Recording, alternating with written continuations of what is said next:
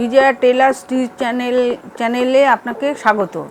আমার এই চ্যানেলকে আপনারা যদি সাবস্ক্রাইব না করে থাকেন তাহলে এক্ষুনি করুন আর লাইক চিহ্নে প্রেস করুন। আজ আমরা সালোয়ার শেখাবো। সালোয়ার ঝুল 37 ইঞ্চি, হিপ 48 ইঞ্চি, পায়ের মুহুরি 10.5 ইঞ্চি। এবার আমরা এগুলোকে একটা ঘর ধরে নিয়েছি। আমরা এখান থেকে আরম্ভ করব। ঝুল যোগ 2 এই অবধি আমরা এটাকে দাগ টেনে নেব। সুন্দর করে দাগ সরাসরি করে দাগ টেনে নিলাম। এবার কেটনিং যোগ 2 ইঞ্চি, 48 হচ্ছে 3 16 48-এর সাথে 2 যোগ করে নিয়ে হচ্ছে 16 18 নিয়ে 2 পয়েন্ট করে আমরা এটা দাগ দিয়ে নিলাম।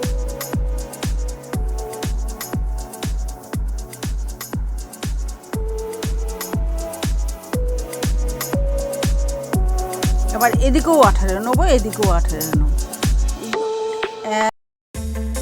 18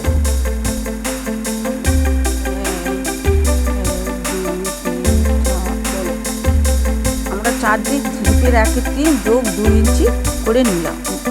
নিয়ে আমরা ড্রয়িংটা এখানে দিয়ে এটার সাথে এটা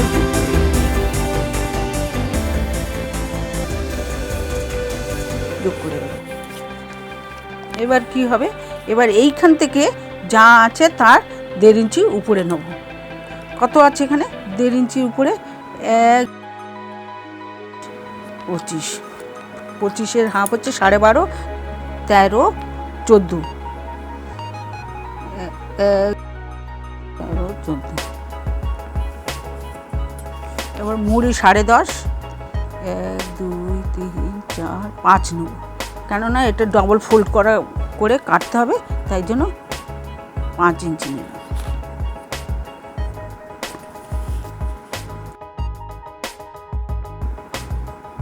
আর হাঁটু আমরা কত নিয়েছি? 14, হাফ হচ্ছে 7, 1 2 3 4 5 6 7 যোগ 2 সেলাই কাপড়। এবার এটাকে শেপ করার জন্য একটুখানি বাড়িয়ে নেব, সেটা দিয়ে এরকম করে কেটে এর সাথে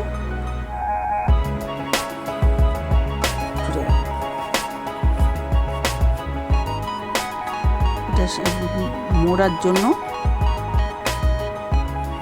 এটাও মোড়ার জন্য। এবার এখানে এটাকে শেপ করার জন্য আমি কি করব, এটাকে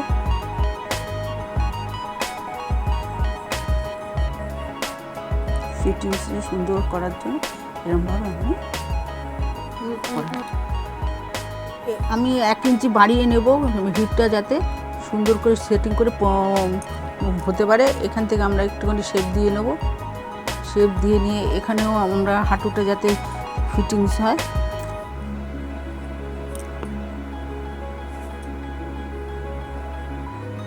দিয়ে সাথে মিশিয়ে দেব। এই হচ্ছে কমপ্লিট একটা সালোয়ারের ড্রয়িং। আর এই জায়গাটা হচ্ছে ফোল্ড করে মোড়া, পা মোড়া। আমি যেগুলো লাল ডট দিচ্ছি সেই অনুযায়ী কাটবেন। কাপড়ও নেবেন 2 ভাঁজ করে, সেইভাবে কেটে নেবেন। কাপড় সবসময় 2 ভাঁজ করে কাটতে হয়। আর যারা খুব পাকাপোক্ত তারা একবারে 4 ভাঁজ করে নেবে, একসাথে 2টো পায়ের হয়ে যাবে।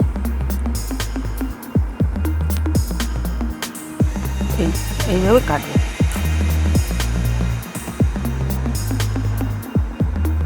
দিয়ে দিলাম। এটা হচ্ছে কোমর পটি, কাটবেন না, এটা একসাথে মুড়িয়ে নেবেন। পায়ের মুহুরির মতন কোমর পটিটা ফোল্ড করে